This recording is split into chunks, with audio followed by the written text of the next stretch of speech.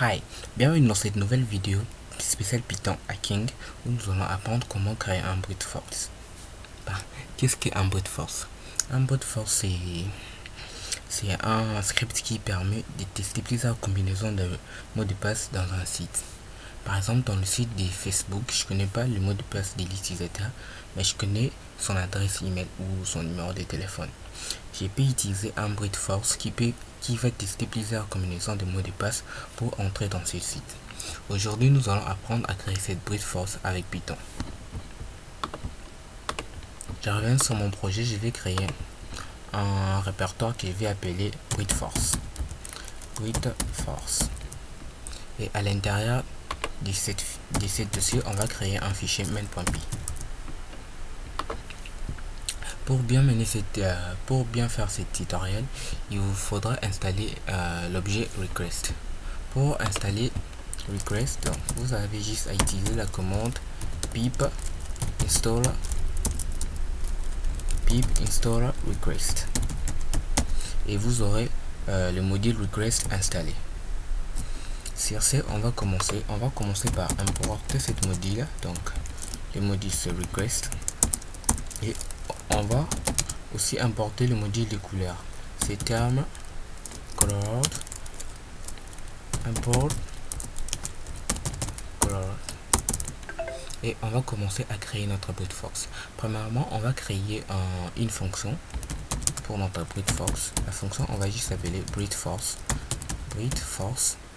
et en premier argument, cette fonction va prendre l'IRL, donc l'IRL du page qu'on veut brute forcer.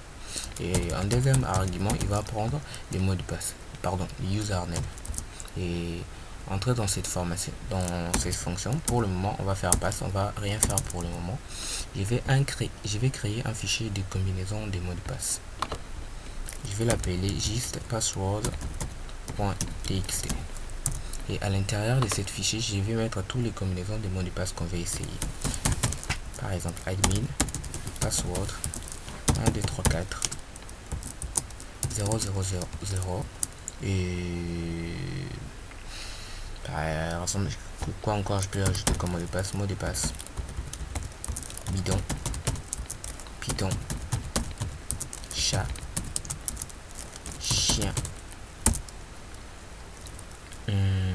Et je vais mettre le bon mot de passe. Le mot de passe qui c'est 2022-12-12. Ça c'est le bon mot de passe. Je peux ajouter aussi d'autres combinaisons comme janvier, mars et juin. On va s'arrêter là. Donc bon vous semble à remplir cette liste comme vous voudrez. Donc je vais fermer ce fichier. Donc je l'ai appelé .text. C'est pas .text, c'est .txt. Et je vais ouvrir ce fichier. Pour l'ouvrir, je vais utiliser with open. Le nom du fichier, notre fichier s'appelle password.txt. Le mode d'ouverture, donc en l'artir, nous allons l'ouvrir en l'artir et on va l'appeler password comme ça. Et maintenant on va appeler notre fonction brute force. On avait dit qu'il va prendre en premier argument le lien et le username.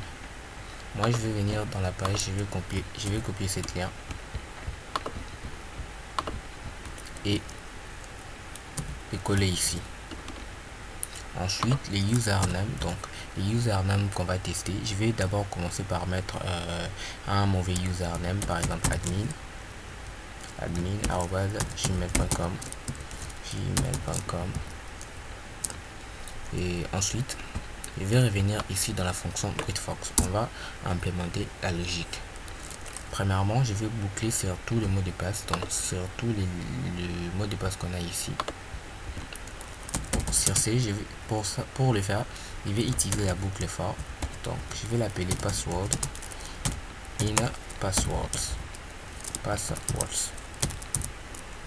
et je vais mettre le mot de passe, donc password égale password.strict. Donc je ne vais pas expliquer qu'est-ce qui fait la fonction strict parce que vous êtes déjà censé à le connaître. Donc je vais faire print color et je vais écrire comme message tentative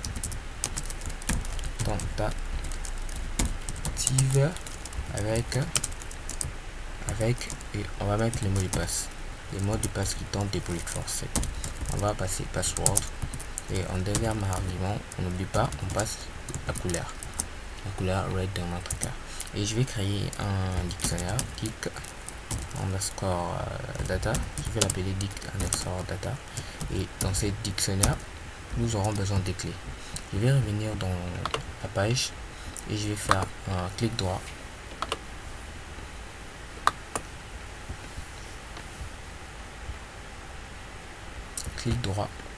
expecter. On va patienter pendant quelques secondes. Ensuite on va récupérer ici les names, donc les names de cette première champ. Les names du premier champ, c'est name. Donc dans la clé de notre dictionnaire, donc, je vais mettre name, deux points, on passe le username, et pour le mot de passe, toujours dans le formulaire, et on a password ici. Donc je prends cette clé password. Pour la clé password, il va essayer ces valeurs ici, les valeurs qui sont passées dans le password. Donc à chaque fois cette fonction sera appelée, il va mettre les username et il va mettre tous les mots de passe. Donc il va pas mettre tous les mots de passe à la fois, il va essayer le premier mot de passe, le deuxième, le troisième et ainsi de suite. Et pardon, ici j'ai oublié quelque chose, c'est des points. Et ici c'est le bouton qui va nous permettre de cliquer. Donc ces boutons, c'est les boutons ici, donc on va les chercher. Il est là, les boutons, son nom est login.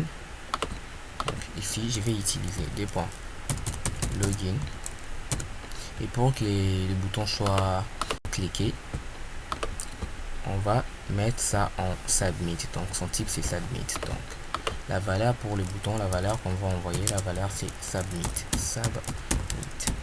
Et ensuite c'est fini avec notre dictionnaire. Maintenant on va appeler cet objet request. Je vais créer une variable r request .post, c'est la méthode à utiliser. Donc si on revient ici, ils ont utilisé la méthode post pour envoyer des données. La méthode post, en premier argument, il va prendre l'IRL. Voilà, on sait déjà comment récupérer notre IRL. Et en deuxième argument, il va prendre les données. Donc on va utiliser data égale notre dictionnaire qu'on a créé. Ensuite on va tester quelque chose. On va tester si ça fonctionne ou ça fonctionne pas. Je vais revenir dans la page et fermer ça. Dans le cas où je mets rien, l'adresse mail vide et le mot de passe vide, quand je clique sur se connecter, il nous envoie cette message adresse email ou mot de passe incorrect. Donc je vais les copier, et ici je vais faire une test. Donc je vais prendre tout ça et je vais les vérifier si il est dans notre réponse. Donc les R c'est la réponse, vous pouvez l'appeler comme vous voulez, moi je l'appelle R, et texte, on récupère tous les textes. Donc s'il trouve ça dans cette variable, ça veut dire que le brute force n'a pas marché. Donc pour le moment on va faire pass else. Donc dans les cas où ça marche, qu'est-ce qu'on va faire? On va afficher print colored. On va afficher l'adresse email. Donc adresse email ou mot de passe. Pardon, adresse email ou numéro. Parce que c'est Facebook, on peut se connecter avec l'adresse email ou les numéros. Donc, ça, je vais passer l'adresse email qui a fonctionné. Donc le username, l'adresse mail ou numéro qui a fonctionné pour le brute force. Je vais mettre ça en vert et je vais copier ça. Cette fois-ci on va passer les mots de passe, donc le mot de passe qui a fonctionné, et ici on va tout effacer et écrire mot de passe, et à la fin ici on va faire exit pour qu'il ne puisse pas continuer la boucle. Donc si il fait sa boucle, par exemple tu viens dans le fichier, il fait sa boucle, il teste le mot de passe admin et qui sait pas le mot de passe, il passe par password, il passe par 1 2 3 4. S'il tombe sur 000 donc 4-0 le mot de passe, donc il va plus continuer la boucle, il va s'arrêter. C'est l'utilité de la méthode exit. Et ici, si tout ça il continue de faire, donc à la fin on va afficher les mots de passe. Les mots de passe n'est pas dans la liste. Donc le mot de passe n'est pas dans la liste, donc ça veut dire que aucun mot de passe n'a matché les comptes. Donc Claude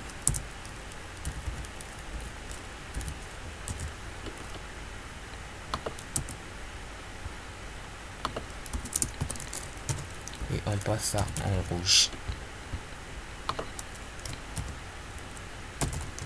Donc pour un peu de design, maintenant on va essayer notre script. On va se rendre dans le dossier.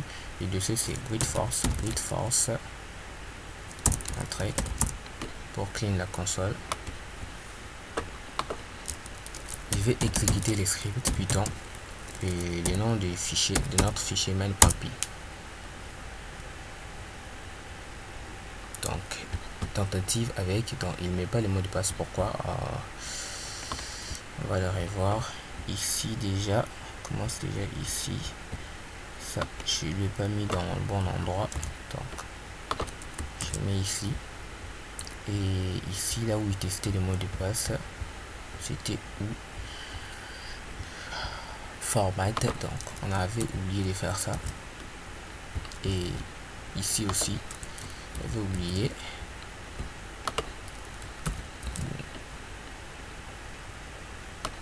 Et je vais réexécuter les scripts, pardon.